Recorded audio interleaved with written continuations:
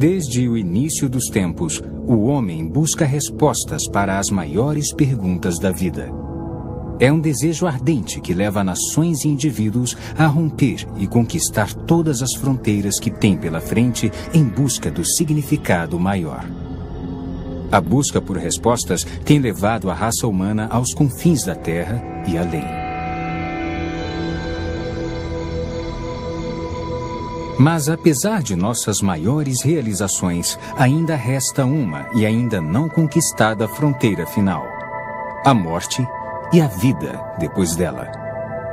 E é essa mesma fronteira que talvez contenha a verdadeira resposta para todos os mistérios da vida.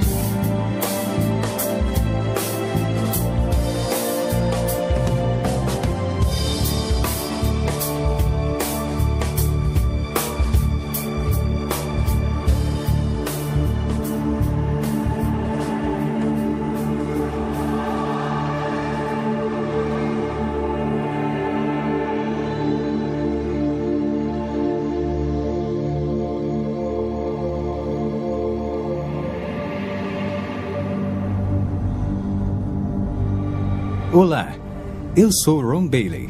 Bem-vindo ao Fenômeno Lázaro, onde buscaremos respostas para os fenômenos mais intrigantes. Existe mesmo vida após a morte? Todo mundo já deve ter feito essa pergunta pelo menos uma vez na vida. Paramos de existir no dia em que damos o último suspiro? Ou haverá algo além disso? Neste programa, nós falaremos com especialistas das áreas médica e científica, assim como com pessoas que foram e voltaram do inferno e vivenciaram um paraíso que nunca imaginaram. Por isso assistam, se puderem, enquanto estudamos o Fenômeno Lázaro. O Fenômeno Lázaro. De onde nós viemos? Por que estamos aqui? Para onde vamos? A nossa existência na Terra seria apenas uma mera questão do acaso, um ato aleatório de coincidência cósmica? Ou existe realmente outro mundo além do que vemos? Desde o início dos tempos, a maioria das culturas demonstra sua crença na vida após a morte. Os antigos egípcios acreditavam que, ao morrer, eles também fariam uma viagem para outro mundo, onde levariam uma nova vida. Por isso, pagavam grandes somas de dinheiro para terem seus corpos devidamente preservados, pois acreditavam que seriam submetidos a um teste do outro lado. Crenças semelhantes podem ser encontradas junto a grandes civilizações da Grécia e de Roma, e em várias culturas longínquas, como a dos Maias, dos Incas, nas Américas Central e do Sul, a Khoisan na África do Sul e os povos aborígenes da Austrália. Mais tarde, em especial na Idade Média, a vida era dominada pelo medo dos demônios e o terror da maldição. Ao longo dos tempos, poetas e escritores interpretaram os ensinamentos de Jesus e o que os autores bíblicos escreveram sobre céu e inferno. Uma história em particular, narrada pelo próprio Jesus, era sobre o homem rico e Lázaro. Havia um homem rico que se vestia de púrpura e de linho fino. E havia um mendigo chamado Lázaro, que se deitara ao seu portão, cheio de chagas, e ansiava comer o que caía da mesa do rico.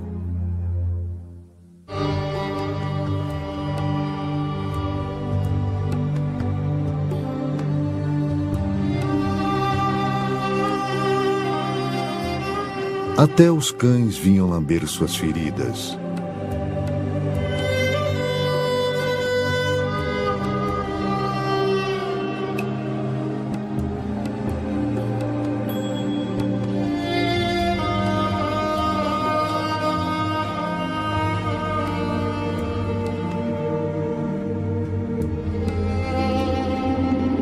Chegou o dia em que o mendigo morreu, e os anjos o levaram para junto de Abraão.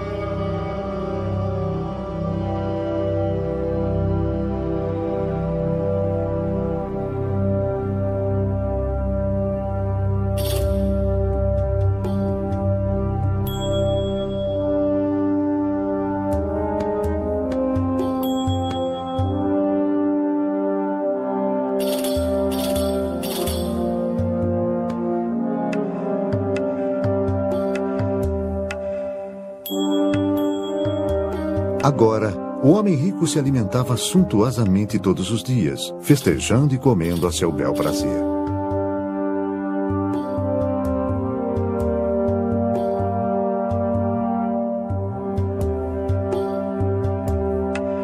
Mas chegou o dia em que o rico também morreu e despertou no Hades.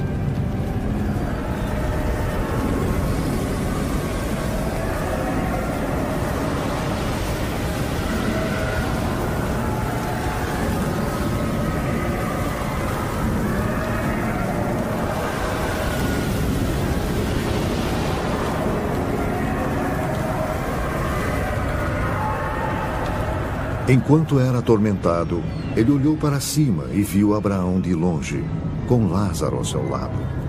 Pai Abraão, tem misericórdia de mim e manda que Lázaro molhe a ponta do dedo e refresque a minha língua, porque estou sofrendo muito aqui.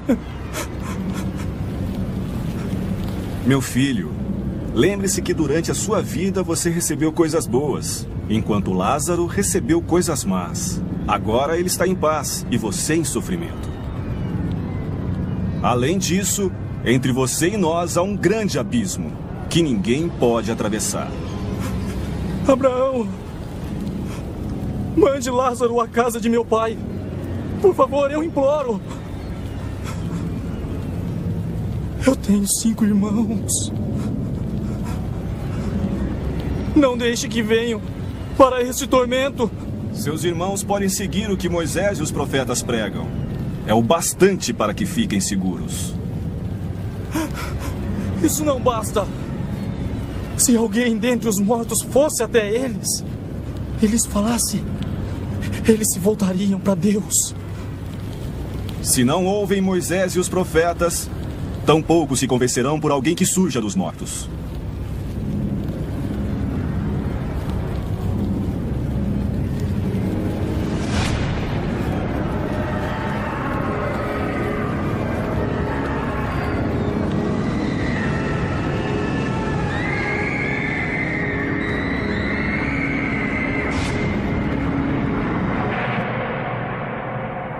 Mas seria esta crença, esse instinto humano aparentemente universal, um mero produto de superstições e doutrinas religiosas? Ou haveria uma evidência científica real para apoiá-la?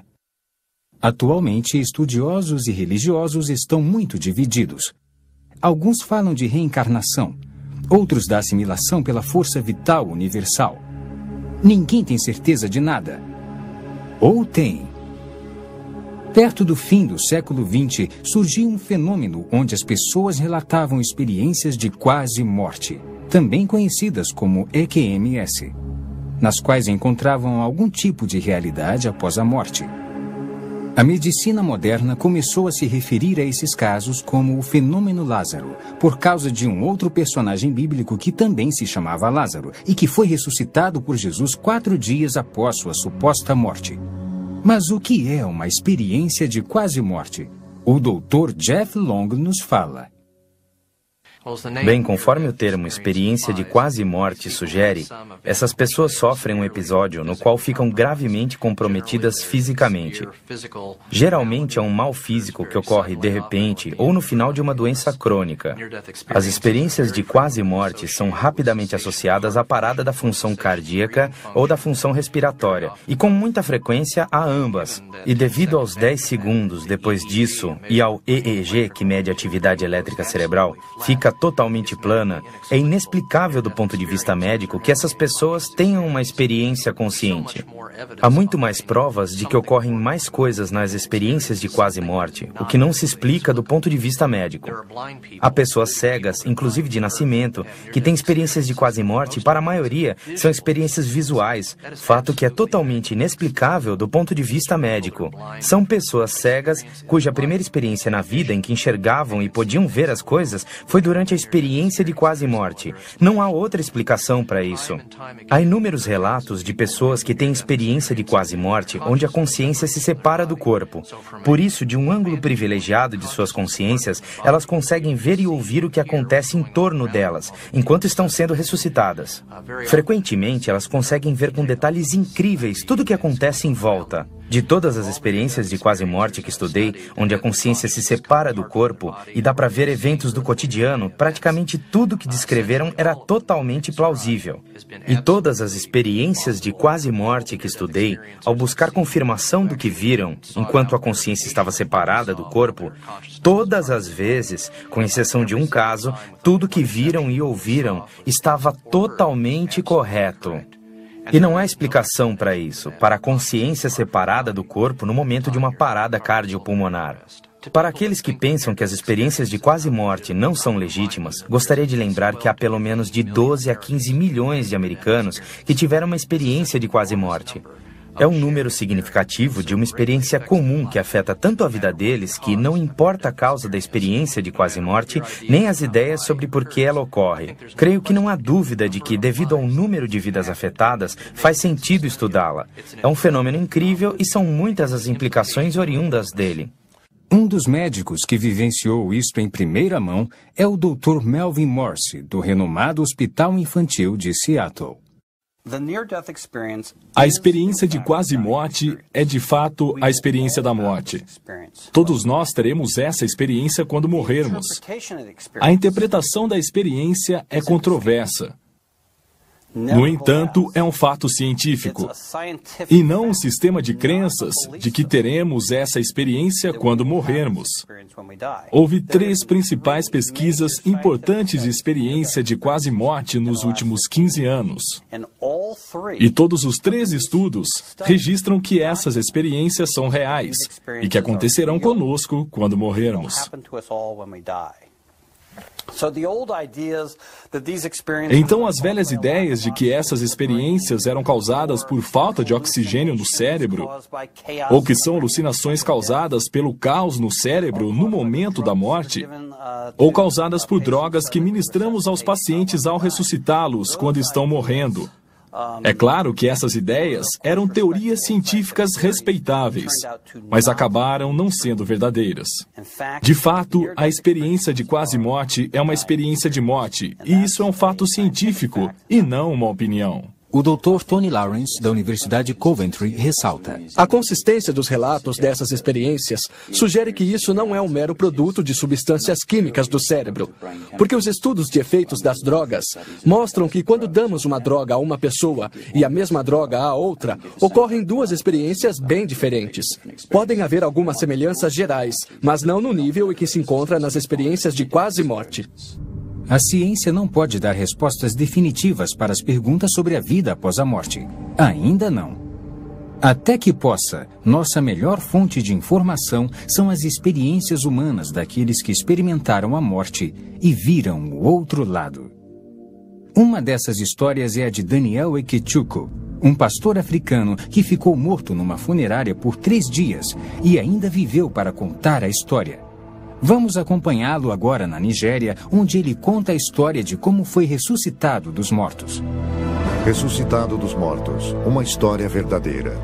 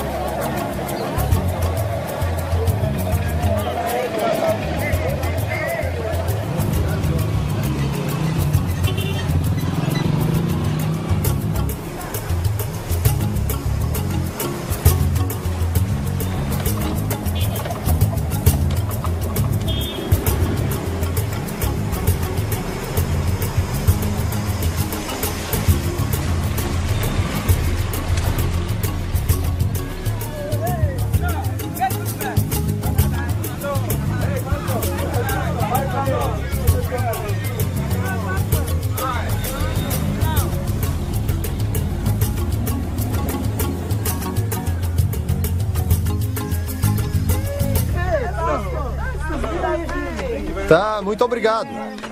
Olá, crianças, como vocês estão? O Natal para a família Ikechukwu sempre foi uma época de celebração.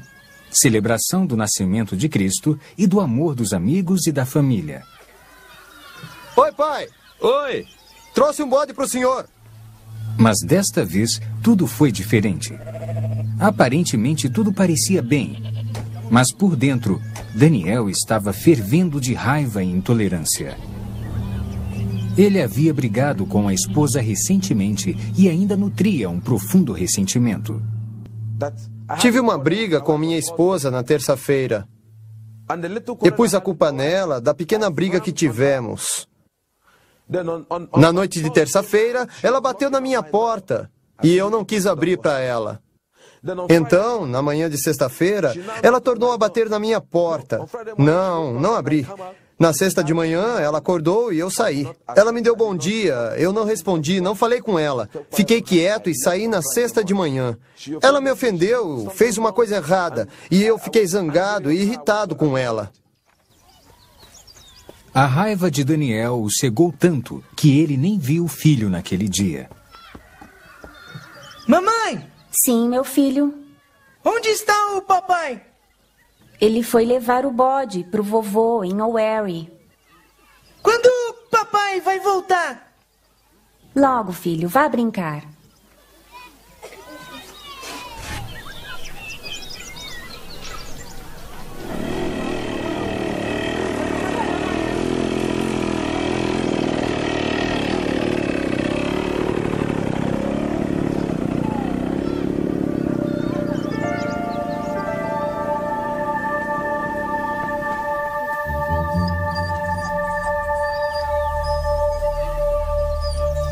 Os pensamentos de Daniel estavam confusos, como se sua mente estivesse em outro lugar.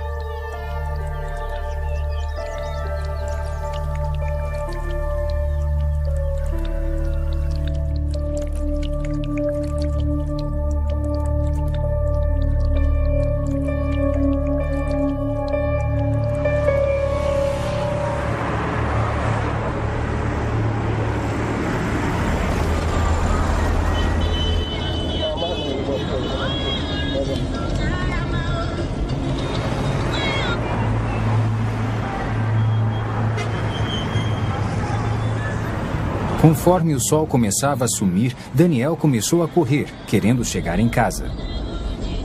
Ele ainda estava muito zangado.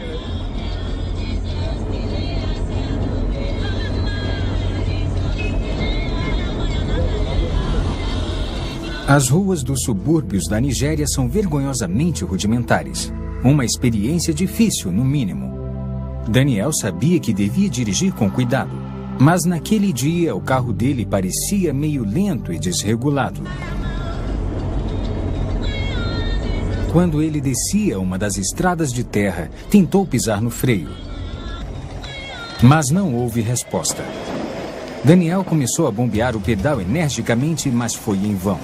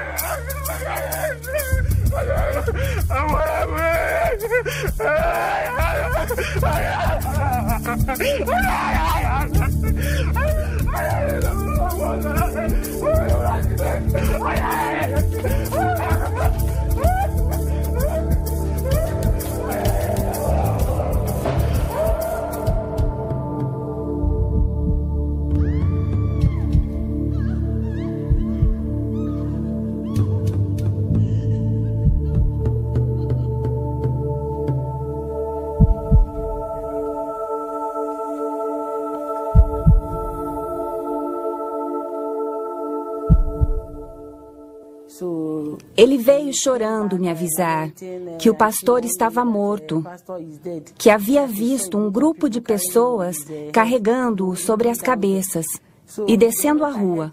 No instante em que ouvi seus gritos e ouvi que o pastor estava morto, eu soube que era meu marido. Por isso, comecei a correr na direção do local que havia ocorrido o acidente. Quando Neca chegou ao local do acidente, ela soube que Daniel ainda estava vivo, mas em estado muito grave. Curiosos o haviam levado para o hospital local, onde Neca o achou. Após ter sido levado para a UTI do Hospital Boronino, Daniel se recusou a ser tratado. Em vez disso, insistiu para que fosse levado até o médico da família na saída de O'Wary. Preciso ver o Dr. Miserec. É o médico da família em O'Wary. Médico da família? Eu não entendo. É o que meu marido quer, doutor. O cirurgião do hospital disse à esposa de Daniel em termos bem claros que ele não estava em condições para viajar devido à extensão dos ferimentos. Senhora, ele não está bem. Está confuso agora. Ele precisa ficar aqui. E não está em condições de decidir o que é melhor para ele. Por isso... Mas apesar dos apelos do cirurgião, Neca foi firme. É o que o meu marido quer. Se ele for agora, receio que ele possa morrer. E não posso impedir isso. Eles nos liberaram naquela noite. Me mandaram assinar e disseram que a responsabilidade era minha. Então assinei. Assim, nós o levamos para o médico particular de O'Wary. No caminho, ele me chamou e disse que eu devia cuidar da igreja, do ministério e das crianças. Cuide das crianças e do ministério. Não tente falar. Construir uma casa para você. Por favor, não fale. Alguns são chamados mais cedo e vão embora. Quando a ambulância que me levou do hospital com minha esposa estava em alta velocidade para me levar para um hospital melhor, então, de repente, eu tive algumas sensações.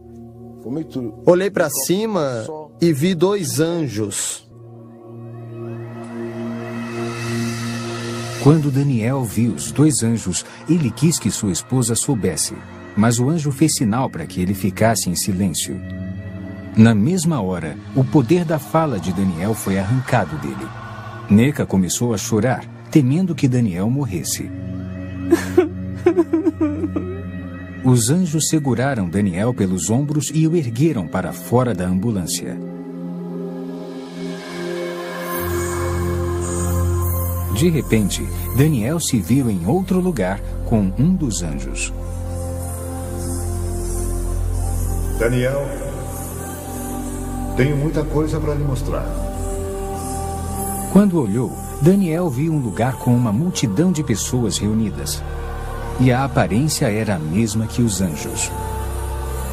A cor delas era de um branco puro e seus corpos pareciam brilhar de radiação.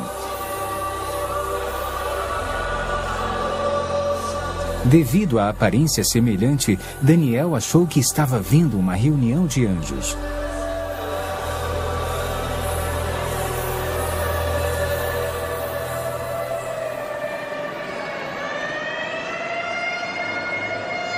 Enquanto isso, a ambulância corria para a clínica Santa Eunice em O'Wary.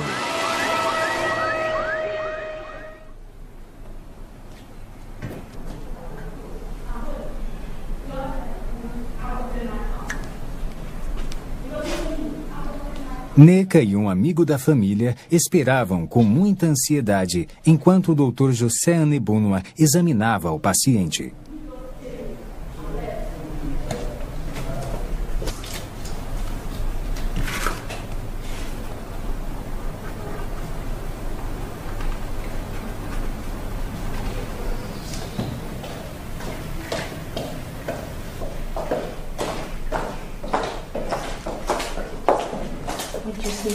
Onde está Neca? Ah, eu sinto muito. Sinto muito. Não havia mais nada a fazer. Sinto muito. Este é o atestado de óbito. Entregue ao agente funerário. Ele cuidará de vocês. Sinto muito.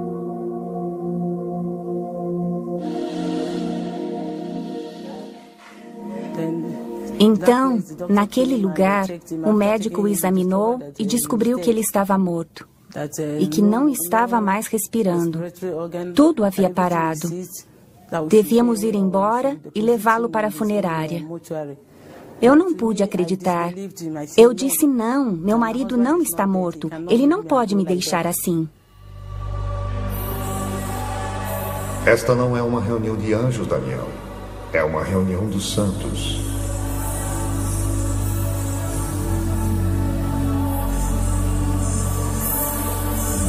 As diferenças entre os santos e os anjos são sutis. A cor deles é um branco puro, brilhante da cabeça até os pés.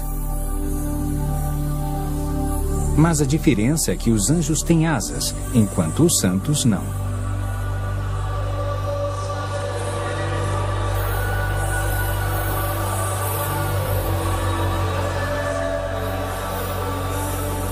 Os santos estavam adorando a Deus. Eles adoravam a Deus em uníssono e erguiam as mãos enquanto cantavam.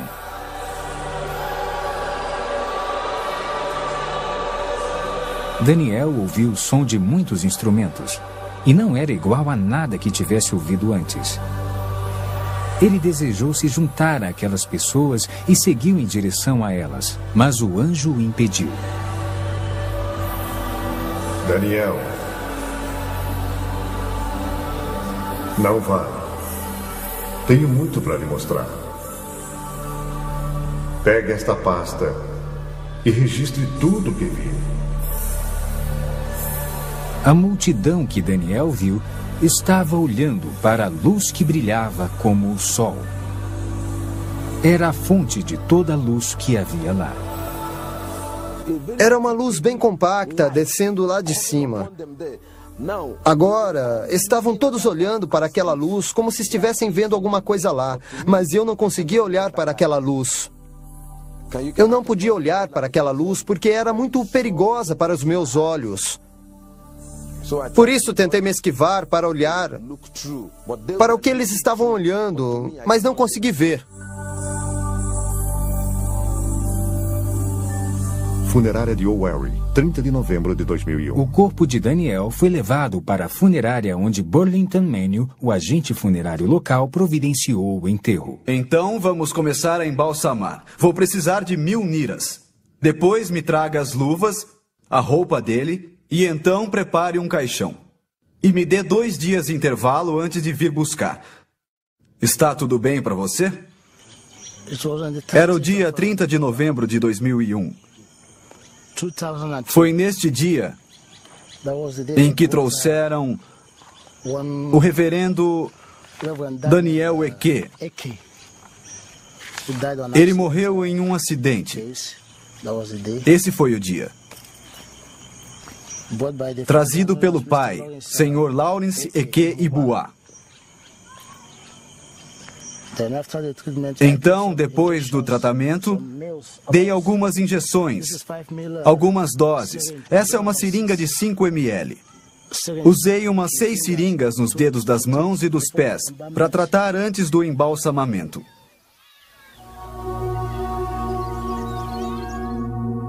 O dia 30 de novembro de 2001 foi uma data que ficou marcada para sempre no coração e mente de Neca Ekechukwu. Ela, de fato, se lembra muito bem. Aquele dia foi terrível de aguentar. Eu fiquei chorando. Então a palavra de Deus apareceu para mim em Hebreus 11, versículo 35. Mulheres que pela ressurreição tiveram de volta os seus mortos.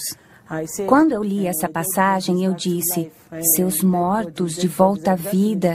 Comecei a meditar tudo sobre a palavra de Deus. Então eu disse, os mortos, meu marido é um dos mortos que ressuscitam. Preciso levá-lo para a vigília de Bonk para que ele ressuscite. Vamos visitar as mansões que Jesus preparou para o seu povo. Na mesma hora, Daniel estava em um novo lugar com mansões radiantes até onde a vista podia enxergar. Não se comparava a nada que ele conhecia na terra. Apesar das aparências lembrarem prédios, a estrutura era incomum. Não era feita de materiais terrestres.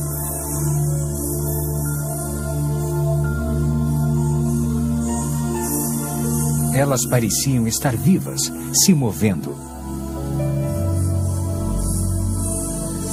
Daniel, Jesus terminou seu trabalho. As mansões estão prontas, mas os santos não estão prontos. Havia um som de linda cantoria e adoração, e parecia vir de toda parte.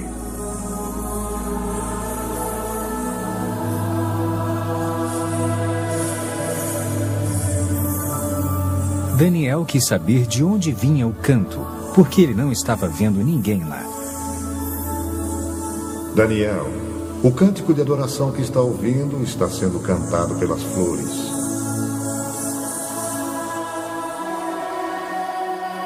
Quando olhou, Daniel viu as flores balançando em resposta à música. Parecia de fato que estavam batendo palmas, gritando e louvando a Deus.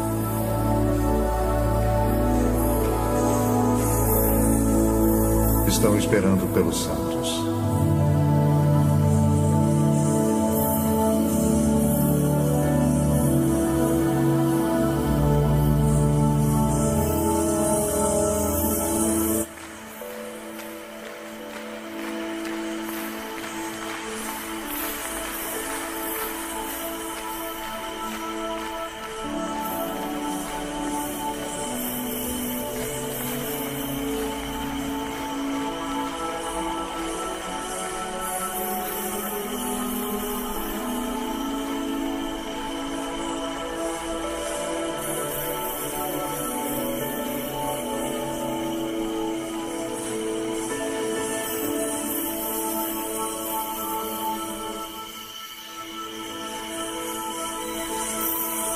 Tudo isso foi em torno de meia-noite, quando eu saí.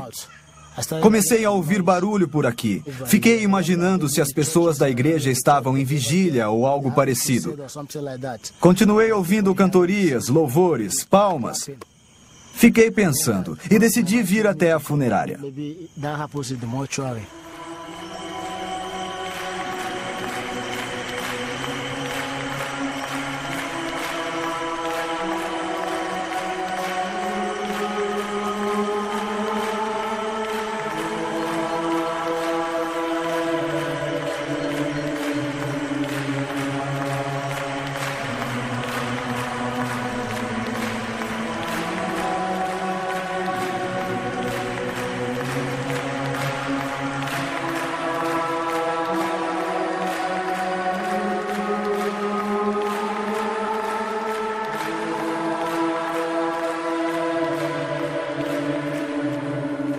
Agora, vamos visitar o inferno.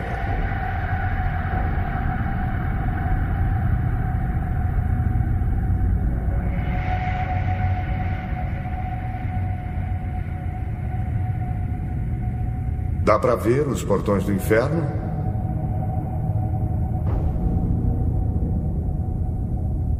O anjo ergueu a mão e, conforme ela desceu, os portões abriram com um grande barulho. Daniel podia ouvir o choro e o lamento de muitas pessoas, mas não conseguia ver nenhuma delas.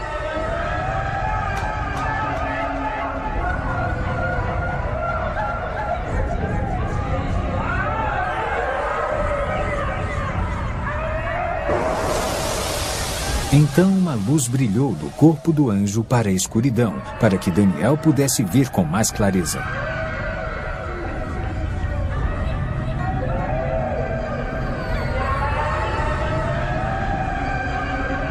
Havia muitas pessoas lá, mas ao contrário das almas do céu, a aparência delas era a mesma que haviam tido na terra. Havia pessoas de cada raça, cultura e nacionalidade. Cada pessoa parecia aprisionada em seu próprio tormento pessoal, um tormento que continuava pela eternidade, e não podiam se comunicar com as outras. Os sons de choro e lamento eram quase ensurdecedores.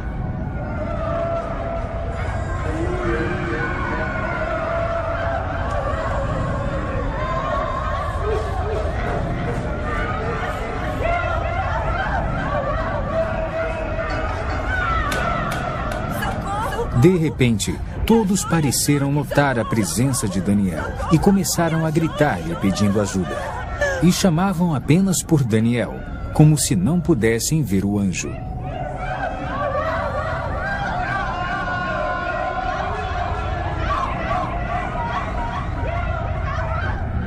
Por favor, me ajude! Sou um pastor!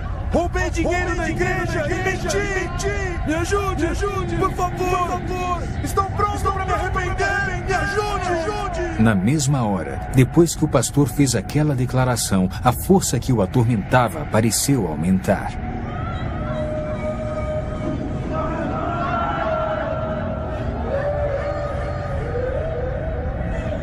As pessoas tinham carne, mas não sangue, e quase pareciam estar pegando fogo, embora nenhuma chama pudesse ser vista.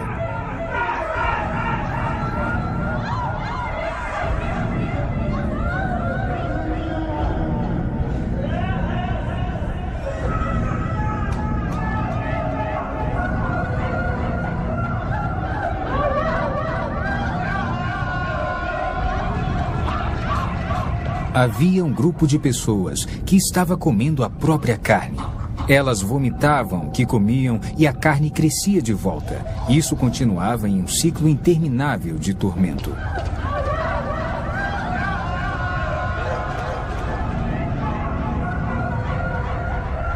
Essas pessoas que você vê se comendo praticaram bruxaria enquanto estavam na Terra.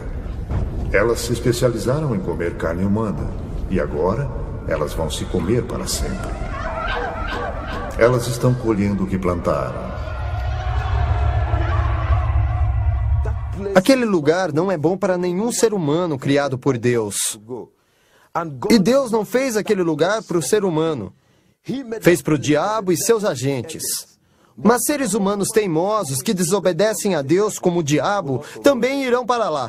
Deus não tem a intenção de pôr nenhum ser humano no inferno. É um lugar perigoso e mortal. Ele o criou para o diabo e a sua gente.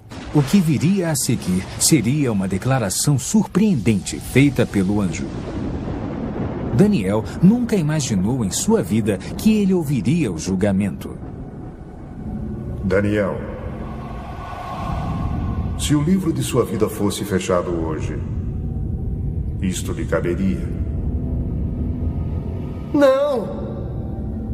Eu sou um pastor! Sou um filho de Deus, eu nasci de novo! Eu prego por todo esse país!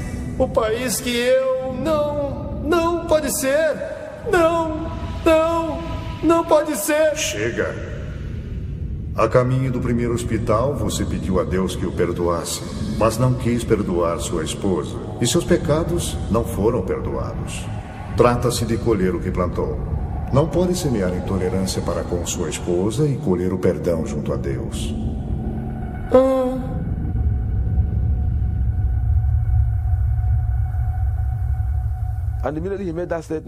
No instante em que ele disse aquilo, meu espírito me convenceu que o que o anjo havia dito, ou o meu julgamento, era verdade.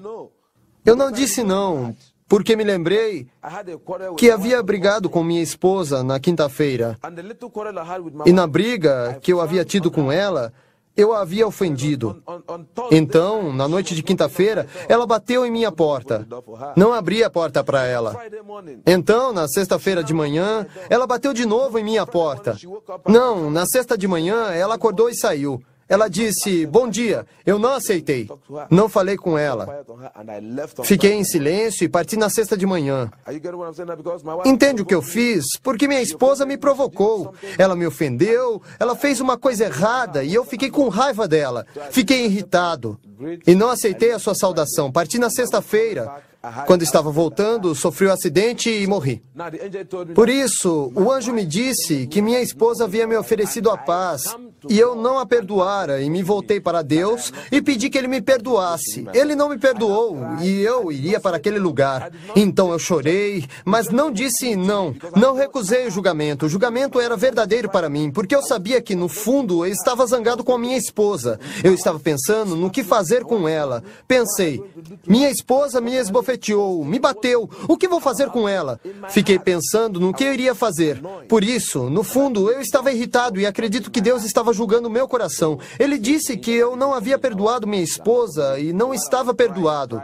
Fiquei chorando, chorando e gritando sem parar. Só dizia, viu como destruía minha alma? Enquanto eu gritava e chorava, eu tive medo, as lágrimas cobriram meu rosto. Entrei em pânico porque aquele lugar não é bom para ninguém.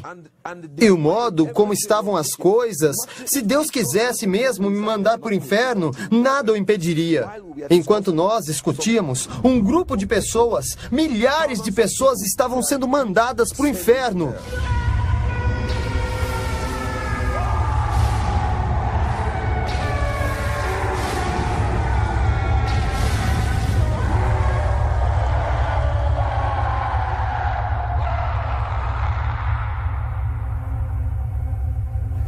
Então concluí que eu devia fazer alguma coisa para garantir que meu marido ressuscitasse.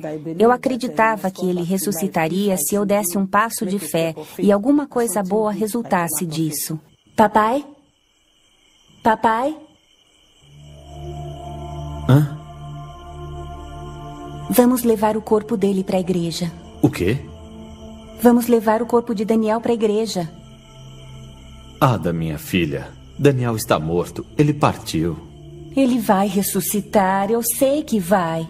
O sogro de Neca recusou seu pedido de tirar o corpo da funerária. Mas, enquanto isso, do outro lado da cidade, tudo funcionava milagrosamente em favor dela.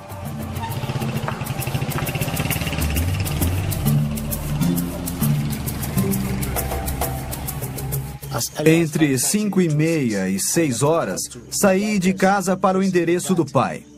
E quando perguntei pelo senhor, o senhor Lawrence Ekei Boa, então eles me levaram até ele e eu pedi que tirassem o corpo que haviam levado para a minha funerária. Mas eles alegaram que o reverendo havia morrido em um acidente e que estava sangrando muito. Então eu pedi que levassem o corpo. Eu vi alguns sinais.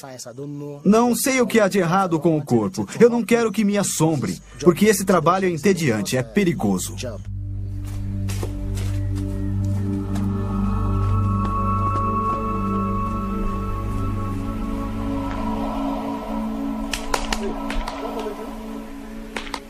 Bom dia. O que o traz aqui tão cedo? Quero aquele corpo fora da minha funerária. Por quê? Por quê? Aconteceram coisas na noite passada. Que coisas? O que aconteceu? Havia música vindo da sala dele. Ah, fique calmo. A música vinha da aldeia que estava festejando. O que isso tem a ver com os mortos? Não é isso. O que exatamente? Eu não sonhei, está bem? Havia música vindo da sala dele. Meu jovem, você bebeu ontem à noite? Eu não bebi nada. Tudo o que eu disse é verdade.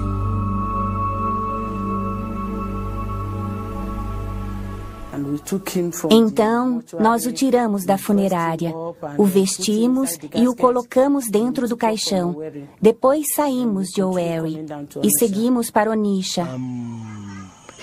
Entraram na gloriosa catedral, Missão da Graça de Deus, onde nosso reverendo Bonk fazia uma vigília. Eles disseram, vamos pedir a Bonk que ore por ele para que ele se levante de novo.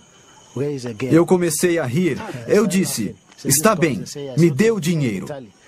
Ela foi buscar o dinheiro e zerei a conta. Então vestimos o corpo e pedi que meu assistente me ajudasse. Contrataram uma ambulância. Eles pegaram o caixão branco dentro da sala e eu disse, está bem, eu vou com vocês, quero testemunhar. Talvez seja o poder de Deus ou o que for, eu saberei. Quando chegamos com a sirene, houve muita tensão. O pessoal da segurança queria uma autorização do governo local ou do governo federal que estava com Bonk. Achavam que éramos pessoas ruins, queriam matar Bonk, como na outra vez. Me empurraram para todo lado. Resisti aos empurrões e àquela tortura. Me insultaram e xingaram de tudo que foi nome, mas cederam na hora em que disse que ele estava morto, que era um homem de Deus, que as pessoas não deviam me matar, que ele havia sofrido um acidente e morrera, e que deviam nos deixar levá-lo para dentro para que Bonk pudesse orar por ele, e que eu acreditava que ele iria voltar à vida. Os seguranças não deixaram que entrassem no local, achando que podiam ter uma bomba no caixão.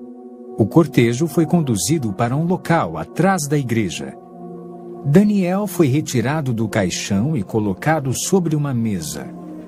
As pessoas começaram a orar por ele, pedindo a ressurreição. Então o anjo disse que ia me mandar de volta ao mundo para advertir esta geração, porque seria o último aviso para ela.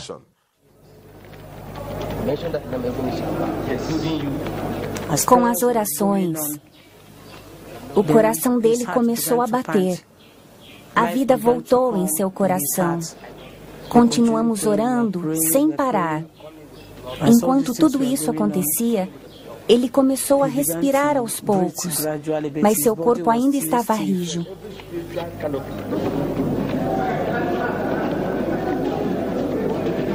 Eu me vi sendo segurado por muitas pessoas. Eu estava despido, só estava de calças.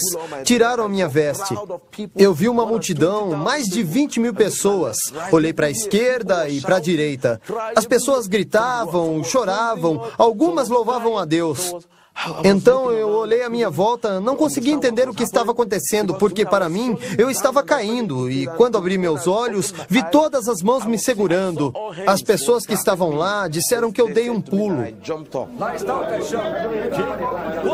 Mas já faz 3 dias que ele está aqui na funerária. É mesmo, 3 dias aqui neste caixão. Não dá para acreditar. Nunca vi uma coisa dessas. Eu vi a grande catedral. Era muito grande. Olhei em todas as direções e havia muita gente. Algumas gritavam, outras diziam caixão, outras diziam funerária, outras 3 dias. Eu não entendia o que estava acontecendo, porque para mim não havia se passado mais que 15 minutos. Por isso, não entendia por que estavam dizendo 3 dias. Para mim, não houve dia nem noite. Houve apenas aquele momento em que eu vivi.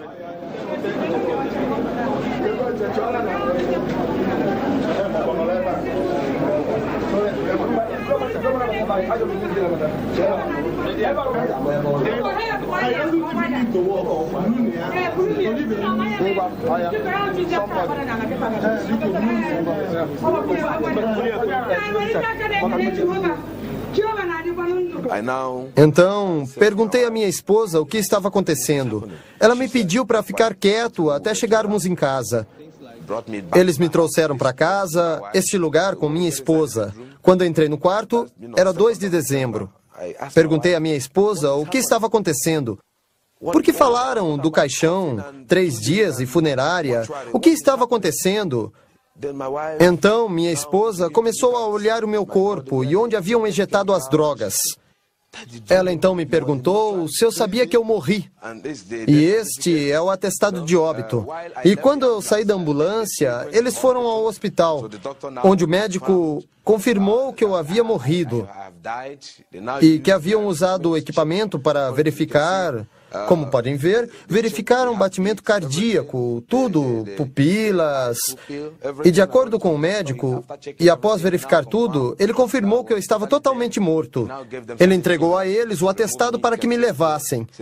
Aqui diz, levar para a funerária. Relatos como esse causaram um enorme impacto no mundo, repercutindo entre os profissionais das áreas médica e científica. No passado, tais eventos eram vistos como alucinações, causados por hormônios produzidos pelo corpo durante um trauma, mas os especialistas não estão tão convencidos. As alucinações costumam ser experiências bastante desordenadas e não se comparam às ações organizadas e estruturadas que se tem na experiência de quase morte. No meu site da internet, faço a seguinte pergunta: sua experiência foi irreal de alguma forma? E fiz recentemente um estudo sobre isso. Os que viveram experiências de quase morte são enfáticos quando perguntamos diretamente: sua experiência foi real de alguma forma? E a resposta é um sonoro não. Nem chega perto de um sonho. Os sonhos saltam um pouco. Não costumam ter ordem nem estrutura. Com frequência, ele termina sem chegar a uma conclusão lógica na sequência dos eventos. Isso não acontece na experiência de quase morte. Ela é altamente estruturada e ordenada. Costuma ter uma parte inicial bem lógica e no final da experiência bem estruturada e ordenada, há um final também ordenado. E é quando a experiência termina. As experiências de quase morte não se parecem em nada com sonhos. Se você teve uma experiência de quase morte assustadora, não há dúvida de que quando tem essa experiência, isto o obriga a olhar para dentro de si mesmo. É uma coisa que abala sua vida de forma avassaladora. Você precisa pensar: por que isso aconteceu? Isto é a realidade? Ela o obriga a entender o que é a realidade que acontecerá quando morrer. O Dr. Richard Kent, um médico aposentado, estuda a experiência de quase morte há muitos anos, viajando pelo mundo e escrevendo livros sobre o tema. Dos 300 casos que ele estudou, um total alarmante relata a existência de um mundo semelhante ao encontrado por Daniel Ikechukwu.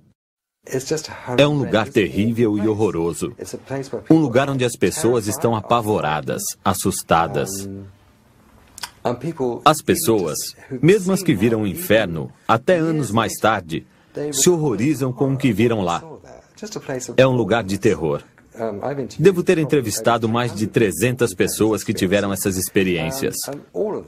E todas elas mudaram dramaticamente. Suas vidas mudaram com essas experiências de quase morte. Não se pode afirmar isso quanto às alucinações. Estas simplesmente não são experiências transformadoras. Enquanto nas experiências de quase morte você se encontra com Jesus Cristo, ou vê o céu ou o inferno, elas são dramáticas, instigantes e quase invariavelmente a vida das pessoas se altera em função dessas experiências. Pessoalmente, também devido ao fato de que os relatos de quase morte são tão semelhantes, não apenas entre si, mas também com a Bíblia, acredito que sejam eventos reais e que as pessoas estão descrevendo eventos reais.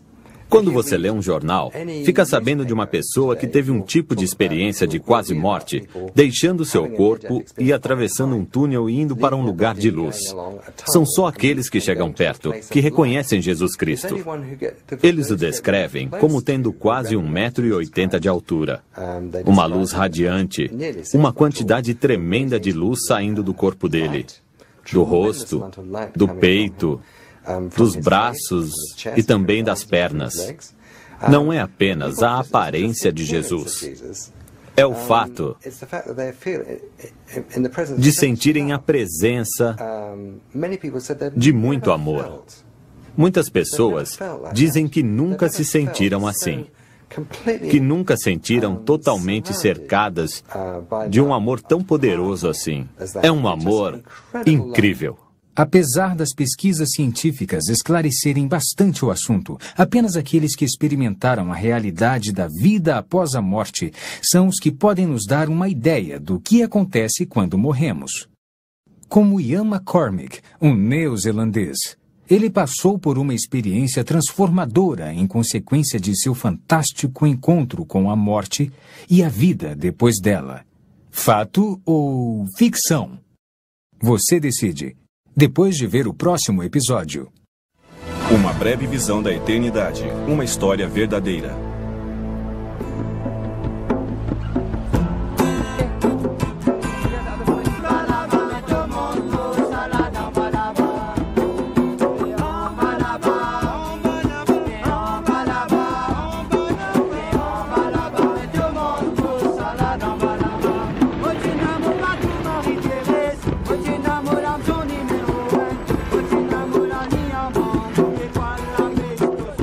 Em 1900, creio que no final dos anos 70, vi um filme chamado Alegrias de Verão, que falava de dois garotos californianos com suas pranchas de surf, viajando pelo mundo em busca do verão interminável, nenhum inverno e a onda perfeita. Ele me conquistou e eu pensei, esse sou eu.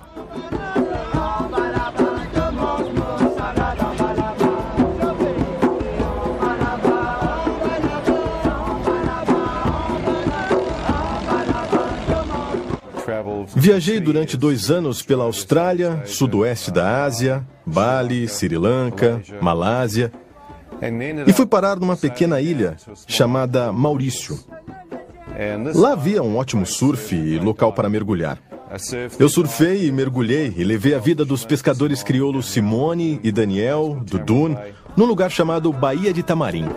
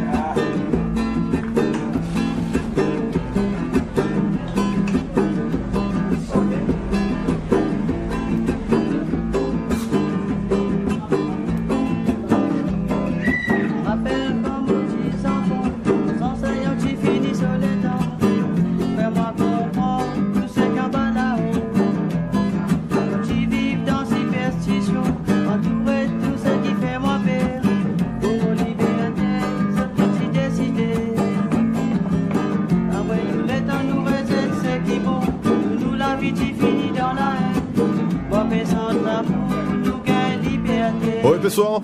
Ei, espere, Ian. Vamos mergulhar essa noite? Mergulhar essa noite? É. O tempo não está muito bom. Está sim. Está bem.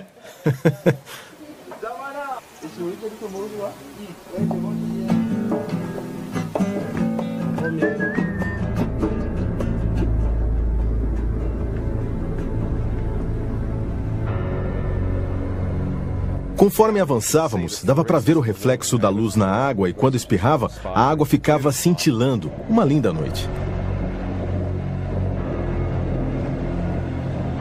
Fomos até Rivière Noire, que fica no Recife externo, e paramos. E começamos a pegar lagostim.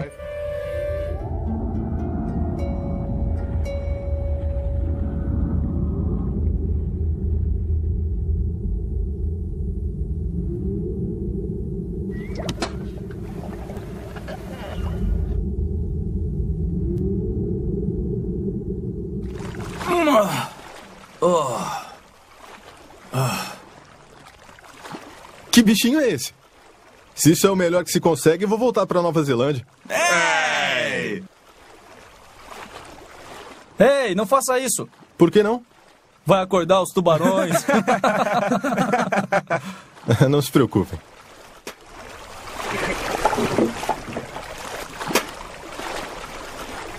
Escurecia cada vez mais conforme as nuvens chegavam. Não havia luar nem muita luz na água.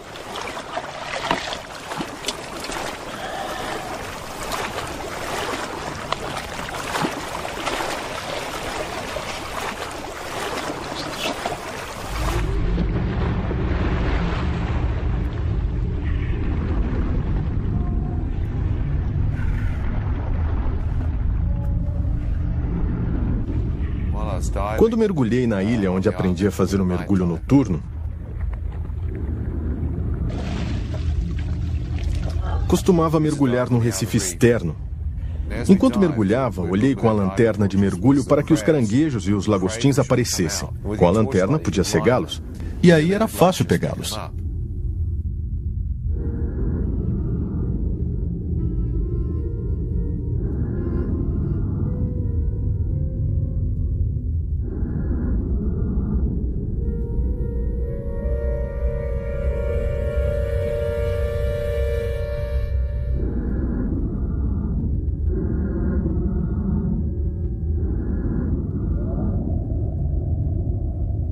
Quando olhei em volta, começaram a surgir algumas águas vivas em forma de cubo, dedos como tentáculos. Pensei, isso é uma água viva? Deve ser. Então toquei nela e vi que era. Quando passei nadando, não sabia de que havia tocado possivelmente na mais mortal. Para alguns, a segunda criatura mais mortal que o homem conhece, uma cubozoa. Obviamente, por causa da forma de cubo, era transparente, na forma de um sino com cubo, como um cubo por baixo, um sino com dedos como tentáculos saindo. Na verdade, pensei se tratar de um choco transparente. Era uma água viva muito diferente. Alguma coisa bateu no meu braço e me picou. E parecia que milhares de volts de eletricidade entravam no meu braço. Isso me sacudiu bastante na água.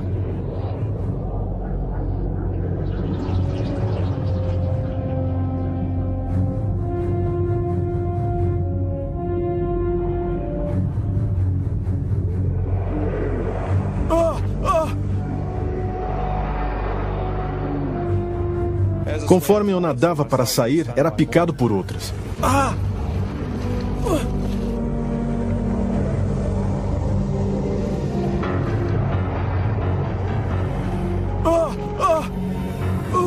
Fui picado uma quarta vez. Ei, o que foi? Ei, Ian, o que foi? O que foi, Ian? O que aconteceu? Vamos tirá-lo daqui, vamos tirá-lo. Depressa, vamos. Venha, me ajude. Vamos tirá-lo. Com mais força, pessoal, me ajudem. Rápido, depressa. Vamos tirá-lo daqui. Rápido, me ajudem aqui. Vamos, pessoal. Pra lá, vamos. Pro barco, vamos. Ajuda aqui, tragam para o barco. Vamos. Isso. Puxa. Vamos, suba. Força, vai, agora. Isso aí, Ian. Vamos.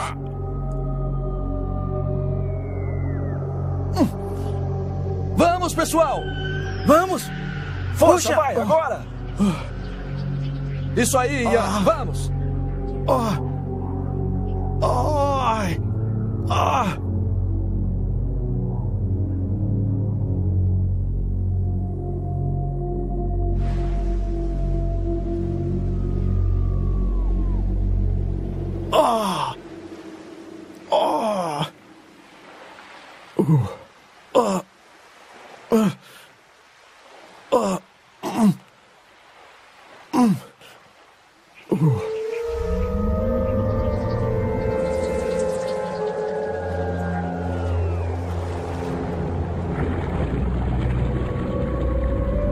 Meu braço direito ficou paralisado e arrastando na água quando fui atingido uma quinta vez. Enquanto sentia a dor, pensei, o que foi que eu fiz para merecer esse tipo de castigo ou revide? Veio uma avalanche de lembranças de coisas que eu havia feito de errado na vida, e lá estava eu pensando, bem, não adianta pensar nisso. Se mereço ou não, estou morrendo. É melhor tentar me manter lúcido.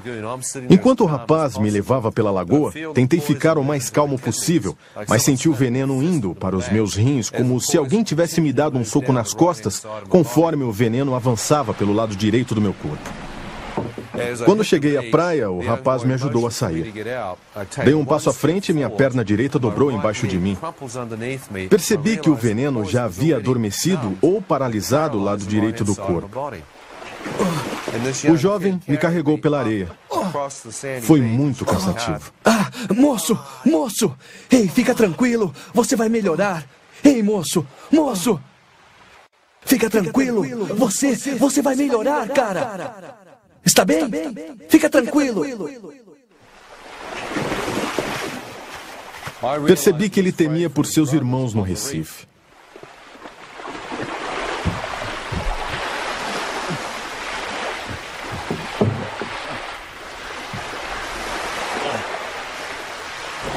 Me deitei no chão. Comecei a me sentir muito fraco e cansado.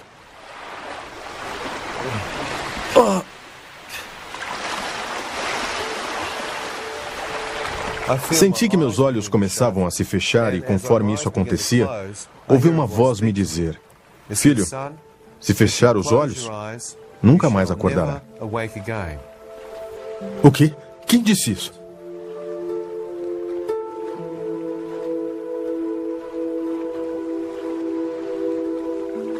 Quando olhei para a direita esperando ver um homem ao meu lado, não havia ninguém lá.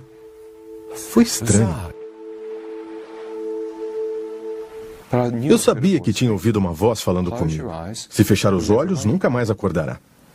Significa que vai morrer. Por que está querendo dormir, idiota?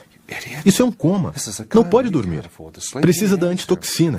Sabia do ponto de vista intelectual que isso era como uma tábua de salvação. Mas estava enfrentando o fato de que o veneno podia estar me matando e eu não estava ciente de que estava à beira de um provável coma. E acredito, da morte certa. Então me levantei, enfrentei a morte que se aproximava de mim da melhor forma possível e senti que minha perna esquerda ainda estava forte o bastante para sustentar meu peso.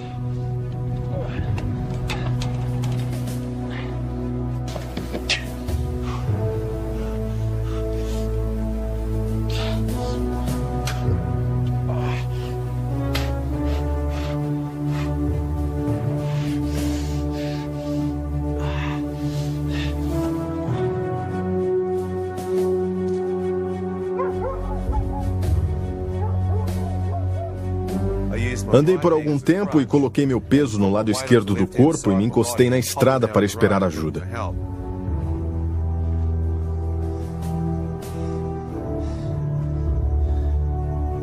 Se fechar os olhos, nunca mais acordará.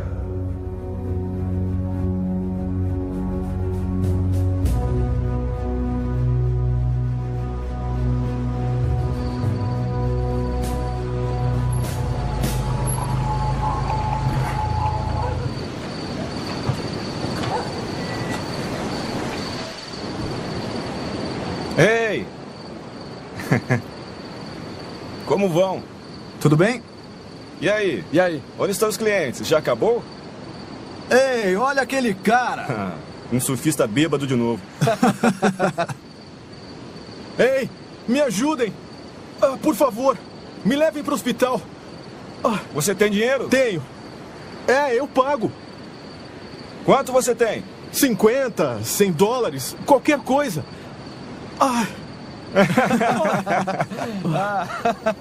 Vocês bebem demais.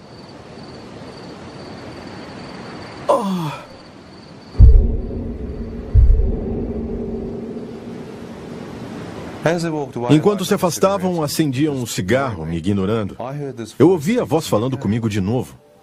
Ela disse: "Filho, está disposto a implorar por sua vida? Por favor, me ajude. Por favor." Quanto tem aí com você?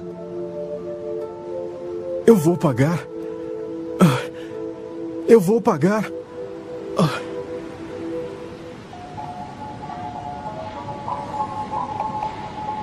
Como pretende me pagar? Não se preocupe, eu vou pagar, eu prometo. Onde está hospedado?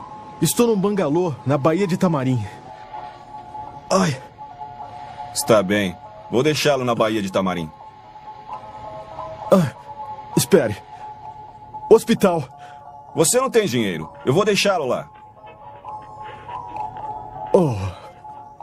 Por favor.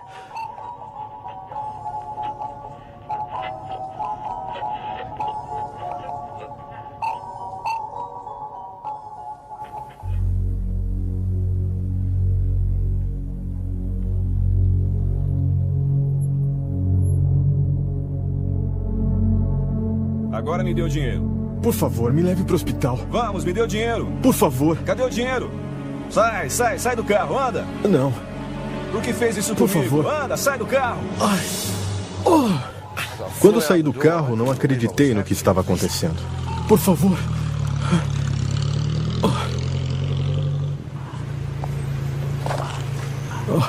Enquanto fiquei lá deitado, podia ouvir a voz familiar de outro pescador da aldeia, o Daniel. Ian, o que aconteceu? Água viva! Me picou! Água viva? Água viva! Vou levá-lo pro hotel. Ele me pegou em seus braços e me levou até o hotel. Os chineses haviam fechado o bar e ao lado da piscina estavam sentados jogando mahjong e bebendo uísque.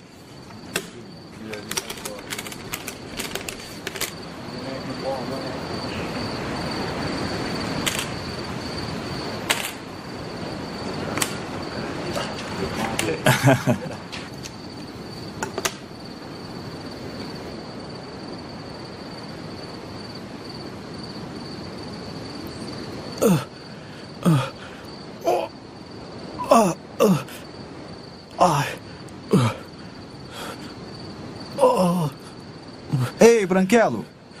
O que há com você? Está drogado? Não. Foi água-viva. Hospital. Por favor. Preciso ir para o hospital. Hospital. Ei, o que foi? Que rapaz idiota. Por que fica furando o braço com seringas? O quê? Busque algo para ele beber. Estou com frio, por favor. Frio. Preciso de um cobertor. Esses caras pensam que eu sou viciado em drogas e estou quase morto.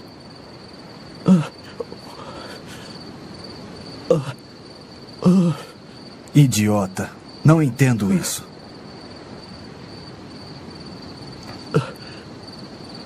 Frio. Muito frio. Me ajude.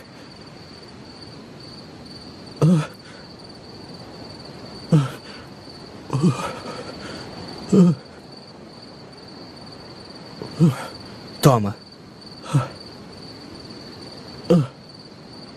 Bebe um pouco de leite.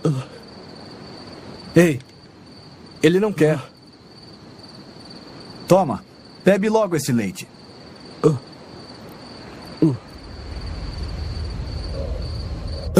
Me leva para o hospital no seu carro, por favor. Me leva no seu carro. Não. Fica aí esperando a ambulância se quiser. Ele quer ir no meu carro. Olhei para o outro lado. Sabia que se olhasse para ele, perderia a cabeça. Pensei comigo mesmo, se eu sobreviver a isto, você já era chinês. Ora, eu estava furioso. Olhei para o outro lado, pensando no que ia fazer com ele se eu sobrevivesse. E vi Daniel surgindo de repente, correndo em minha direção. Para minha surpresa, uma ambulância estava chegando no estacionamento. Depressa, andem. Foi picado por uma água-viva. Vamos logo. Como? Água-viva? Está tudo bem, Ian. Tudo bem. Não se preocupe, não se preocupe. Você vai ficar bem.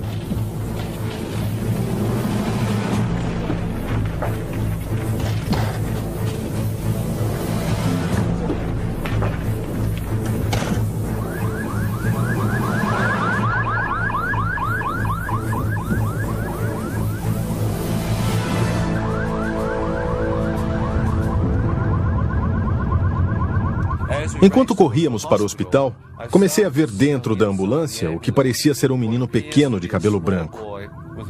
Eu vi trechos da vida de um menino com cabelo cor de neve e então percebi que estava olhando para mim. Eram trechos da minha própria vida. Será que estou tão perto assim? Com a mente fiz uma conferência mental dos meus sinais vitais. Minha mente indicou que eu estava bem perto da morte. Enquanto estava lá deitado, pensei, bem, posso estar bem perto da morte. Posso não conseguir. Enquanto estava ali deitado, sem saber o que fazer, vi aparecer diante de mim uma visão clara da minha mãe. Ela olhava direto nos meus olhos. Ela disse o seguinte, Ian, não importa o que você fez na vida, filho. Não importa quão longe esteja de Deus. Se você chamar Deus de coração, Ele o ouvirá e o perdoará.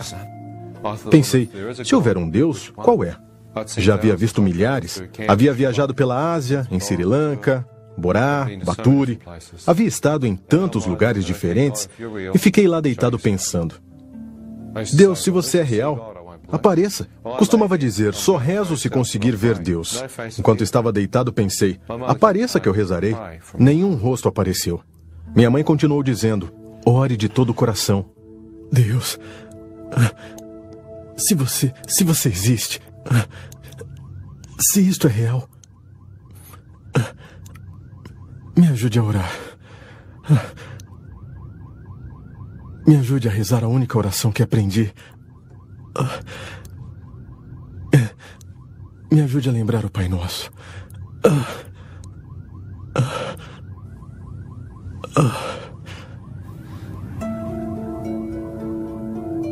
Ao dizer isso, as palavras começaram a surgir diante dos meus olhos.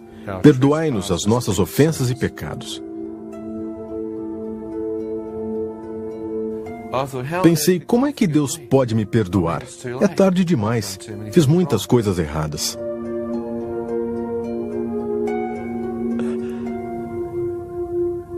Deus, se você existe e pode me ouvir, por favor, me perdoe.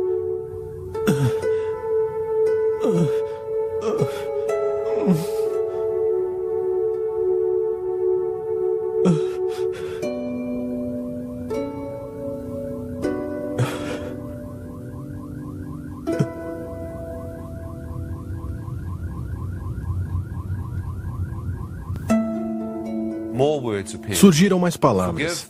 Perdoai aqueles que o ofenderam e pecaram contra você. Achei que era para perdoar outras pessoas. Posso fazer isso. Não sou uma pessoa vingativa por natureza.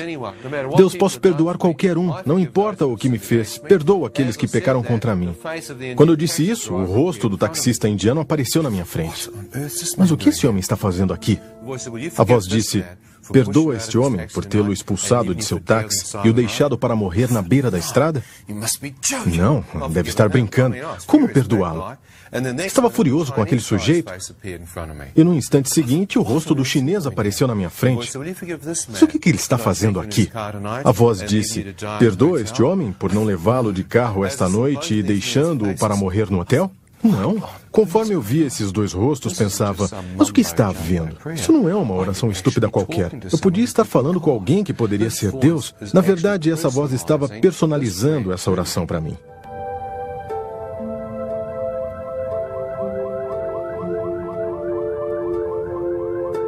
Deus, se puder me perdoar pelos meus pecados,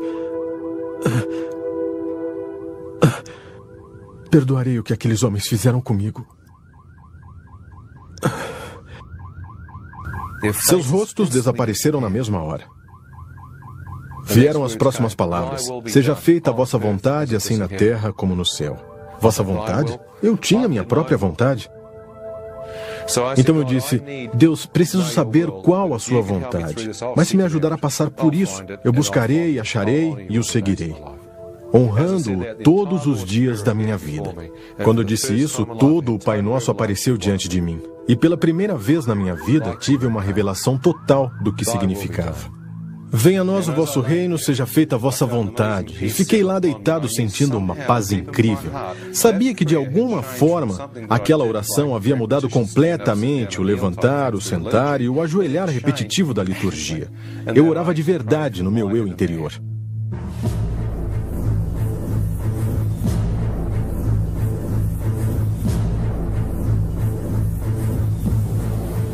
O que houve? O que ele tem? Picado. Água viva. Água viva? Senhor, consegue me ouvir? Enfermeira, busque a antitoxina. Vamos, vamos, depressa.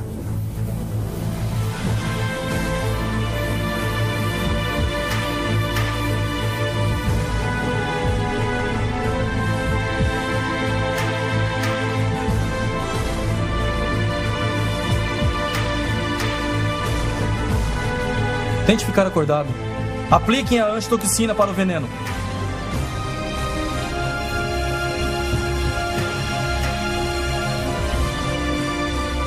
Doutor, não consigo achar a veia. Deixa eu ver. Vamos, faça assim. Dê uns tapinhas.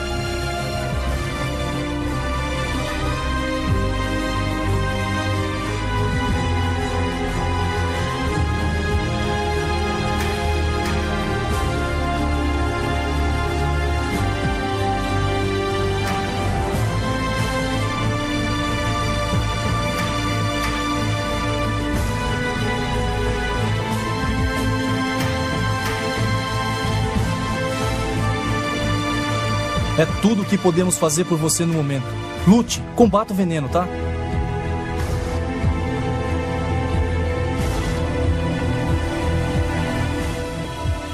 E pude me sentir indo embora. Foi terrível, assustador. Você pode ouvir tudo.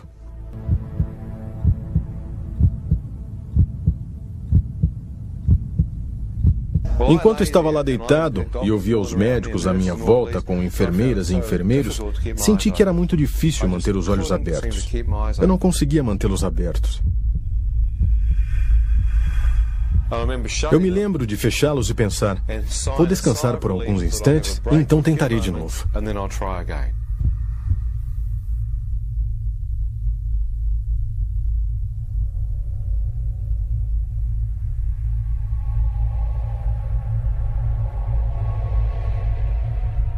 Ao fazer aquilo, tive uma sensação de libertação. A batalha para ficar vivo terminara.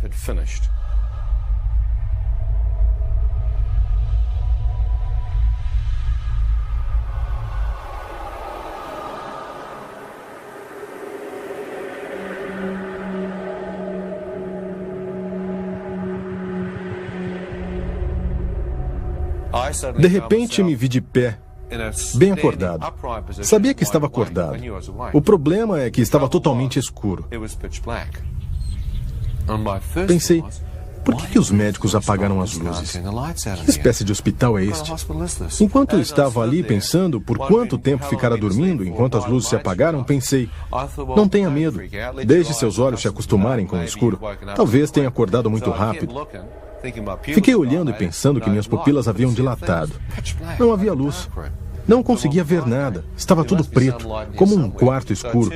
Pensei, tudo bem, deve haver uma luz aqui em algum lugar. Então me virei 360 graus tentando ver se havia alguma luz. Não conseguia ver nada. Quando fui para a direita, não conseguia achar a parede. Pensei, estranho, me mudaram de quarto? Então comecei a recuar para a esquerda, tateando em busca da minha cama. Não achei, pensei. Que idiota, perdeu sua cama. Como conseguiu fazer isso? Então continuei tateando, tentando achar minha cama. O pensamento seguinte foi que estava tão escuro ali que não dava para ver a mão na frente do rosto. Então levei minha mão na direção de onde meu rosto deveria estar e ela parecia passar direto, como se não houvesse uma forma física ali. Pensei, é impossível. Não pode perder a cabeça. Procurei o meu corpo físico, absolutamente nada. Mas o que está acontecendo? É como se tivesse saído da minha forma física, como se fosse transparente, e ainda tenho a sensação de ser um ser humano completo ali de pé. Ian, eu mesmo, pareço estar ali de pé. O que aconteceu?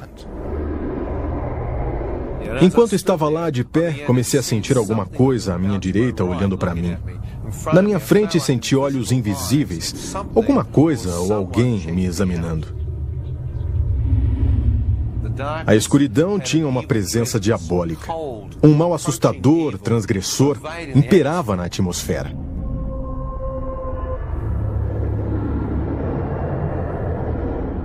Onde estou? Cale-se! O quê? Merece estar aqui. O quê? Mereço estar onde? No inferno. Agora cale-se.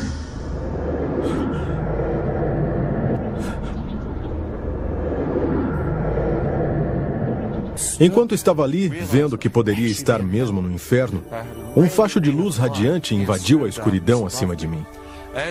Quando a luz tocou o meu rosto, senti uma incrível presença me envolver e todo o meu corpo parecia se elevar do chão e ser transportado para essa luz radiante. Enquanto estava sendo levado por ela, pude ver que ela vinha de uma forma circular bem acima de mim. Senti um rastro de poeira sendo arrastado em direção a essa luz. Enquanto era levado em direção a ela, pensei, isto é real? Olhei para trás, por cima do meu ombro, e bem abaixo de mim, pude ver a escuridão. Ainda sem entender o que era aquela luz, comecei a me mover em direção à abertura, entrando nela. Ao ser arrastado pela abertura, pude ver que havia um túnel. E olhando toda a dimensão dele, pude ver a fonte da radiação. O primeiro pensamento foi que era o centro do universo. Olha só essa luz. Que poder emanando dela. Ao ser levado em direção a ela, observei uma onda de radiação saindo. E essa onda de luz que saiu da fonte me tocou. E me senti aquecido, confortado. Todo medo e escuridão pareciam ter saído e senti uma luz viva se apoderar de mim. Feixes de radiação vinham do centro, como um fogo branco, uma radiação fantástica da parte central. De lá, vi a luz brilhante abrindo o caminho. Pensei, até as estrelas e as constelações do universo devem obter sua fonte de energia a partir deste ponto focal. Que luz seria aquela? Haveria alguém lá dentro, cercado por aquela radiação? Enquanto eu questionava a respeito, uma voz falou comigo do centro da luz. Assim que ouvi a voz dele, vi que era a mesma que havia falado comigo na ambulância, ao me dizer o Pai Nosso e para perdoá-los. Então eu estava mais tranquilo. E ele disse, Ian, você deseja voltar? Se deseja voltar, você deve ver sob uma nova luz. As palavras surgiram diante dos meus olhos. Deus é luz. E nele não há escuridão.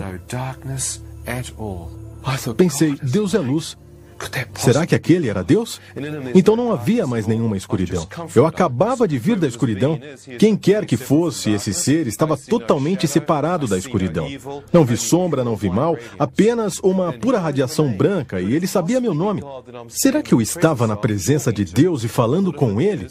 Pensei, se for, ele é capaz de ver meu espírito totalmente nu. Ele pode ver tudo.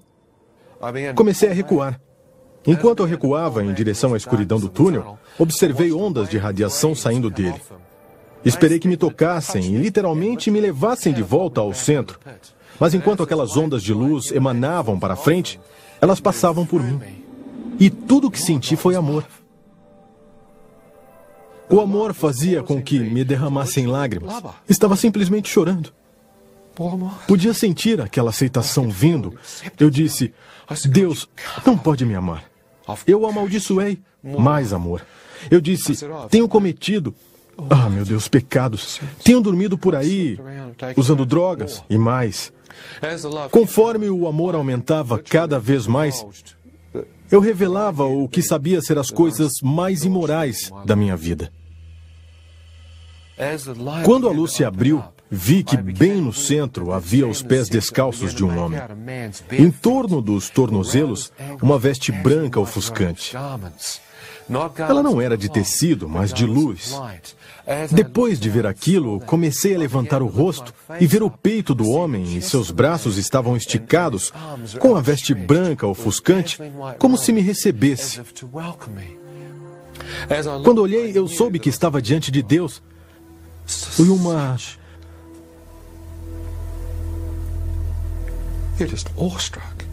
É uma grande emoção. Não dá para ficar preparado. Não há como se preparar para ver isso. Eu apenas fiquei parado em total admiração. Quando olhei em direção da cabeça dele, seu cabelo era de um branco radiante. Do seu rosto parecia haver luz brotando em ondas, emanando de todo o seu rosto. Não dava para ver os traços desse rosto porque a luz era 10 vezes mais brilhante que toda a luz que havia visto e estava emanando do seu rosto. Comecei a caminhar em direção a ele. Tive vontade de ver seu rosto. Saberia que Deus era... Quando fiquei a alguns metros da sua presença, comecei a colocar meu rosto na luz. E ela não feriu meus olhos, como se pudesse ver dentro dela. Quando aproximei mais o meu rosto em direção à face dele, esperando romper aquele véu, quando avancei, ele se moveu de repente. Vi uma abertura de forma circular, como uma janela para a eternidade ou uma porta para a eternidade. Quando olhei através dela, pude ver uma terra toda nova se abrir diante de mim. Foi como se eu estivesse de pé na soleira da eternidade e estava espiando dentro dela. Enquanto olhava, pude ver a grama com a mesma luz e vida emanando dela. Pude ver flores, campos. Eu sabia que se pisasse na grama não a danificaria. A cor e a energia e a vida que emanavam dela foi incrível. Vi um rio de água pura e cristalina, árvores ao longo das margens, colinas subindo para a esquerda. Olhei à minha direita, havia montanhas lá longe, o céu bem azul, bem límpido. Fiquei ali parado e disse, Isto é o paraíso. Quando olhei, senti que aquele era o meu lugar. Como se tivesse sido criado por Deus para viver ali. Pensei, por que não nasci logo aqui? Por que nasci naquela terra? Senti que havia voltado para casa. Senti que havia percorrido o mundo atrás daquele paraíso. E lá estava ele, bem diante de mim. Pensei, estou em casa. Estou em casa. Quando comecei a entrar, a presença dele voltou na minha frente e bloqueou a passagem.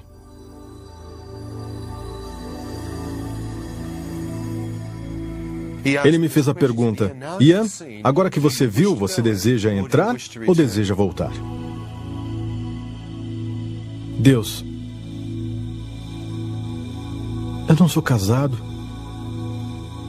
não tenho filhos.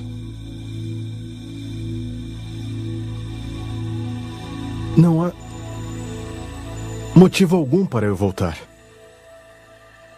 Eu não quero voltar.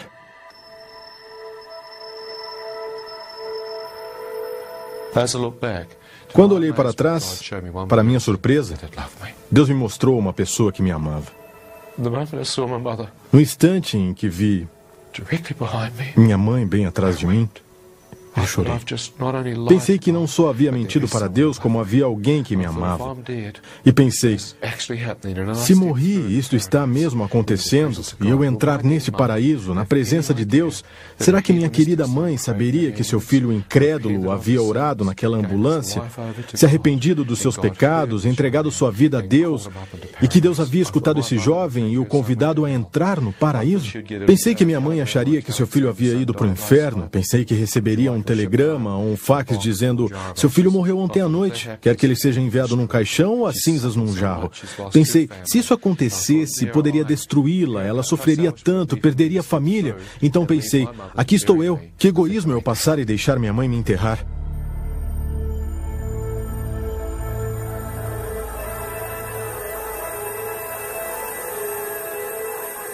Eu quero voltar.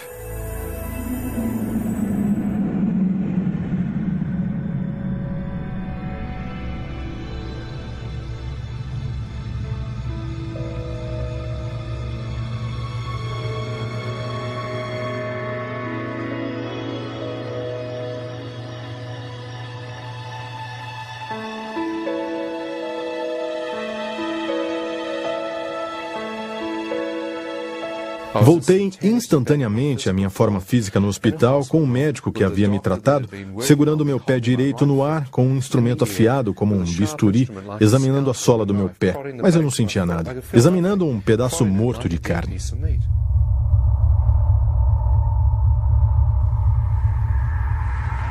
Enfermeira! Ouvi a voz de Deus interrompendo o meu pensamento. Ele disse: filho, eu lhe devolvi a vida. O quê? Acabo de ver Deus? O que houve aqui? Senti uma vibração de força passar por mim. Foi como uma baixa voltagem de eletricidade. Vi que todo o meu corpo começava a sentir de novo e em algumas horas estava totalmente curado.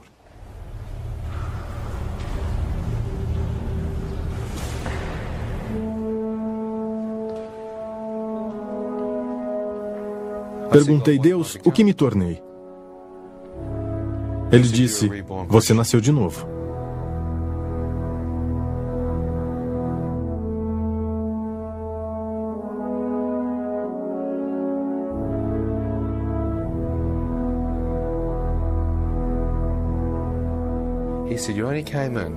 Ele disse, você só saiu porque seus pecados foram perdoados. E o sangue de Jesus o lavou. O sacrifício de Jesus Cristo redimiu seus pecados. Ao sair de sua presença, você se tornou branco como a neve. Eu disse que ele chegou para o lado. Ele disse, segundo Pedro, capítulo 3, versículos de 10 a 18. Deus criou um novo céu e uma nova terra para aqueles que o amam. Ele disse, toda esta terra morrerá, este corpo morrerá. Mas Deus disse, estar ausente do corpo é estar presente com o Senhor. Estar ausente do corpo é estar presente com o Senhor. Morte, onde está o teu aguilhão? A morte foi tragada. Como? Pelo poder da ressurreição de Jesus. O aguilhão da morte é o pecado, mas o dom gratuito de Deus é para aqueles que se arrependem de seus pecados. Seus pecados serão perdoados e eles terão vida eterna. Viver é Cristo, morrer é lucro. Quem eu tenho além do Senhor? Ele disse: uma nova terra e um novo céu, e uma nova Jerusalém descerá do novo céu sobre a nova terra, e não haverá mais doenças, nem sofrimento, nem morte, nem guerra, e nós habitaremos com ele por toda a eternidade. E há um rio de vida jorrando do trono de Deus, e aqueles que beberem dele terão a vida eterna. Sabe, é muito fácil mesmo ir para o céu. A Bíblia fala em nascer de novo, receber Jesus em seu coração, receber o Espírito Santo no coração e simplesmente virar uma nova criação. Essas são palavras técnicas, mas é mesmo muito simples.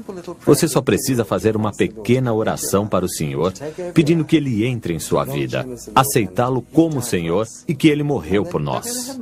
E então, você irá para o céu. É simples assim. Jesus disse que você pode se converter. Na Bíblia, diz que podemos ser salvos. Jesus falou em nascer de novo. Isso aconteceu comigo há 26 anos e mudou a minha vida na época. Mas falando com todas essas pessoas que estiveram no céu e outras que estiveram no inferno, houve um tremendo impacto sobre mim. Mudou totalmente a minha vida e da minha esposa. Durante meio ano estamos viajando, falando com as pessoas sobre o céu e o inferno. E é para falar com elas sobre o inferno que eu viajo por muitos países mundo afora. Porque creio que as pessoas devem saber que há um lugar a evitar. Pense bem. Havia 2 ladrões na cruz. Um riu de Jesus e está no inferno. O outro fez uma breve oração e está no céu. É uma grande diferença. Talvez os mais convincentes de todos e únicas evidências verdadeiras tenham sido os relatos da vida real. Histórias como a de Daniel Ekechuko, que vimos hoje, e a de Ian McCormick mudaram para sempre nossa ideia da morte e da vida depois dela. Deus, demônios, um reino das trevas, um reino de luz. Fato ou ficção? É você quem decide. E não importa qual seja a escolha, baseada no que você viu, uma coisa está bem clara: o que nós fazemos na Terra ecoará por toda a eternidade. Eu sou Ron Bailey. Muito obrigado por assistir ao Fenômeno Lázaro.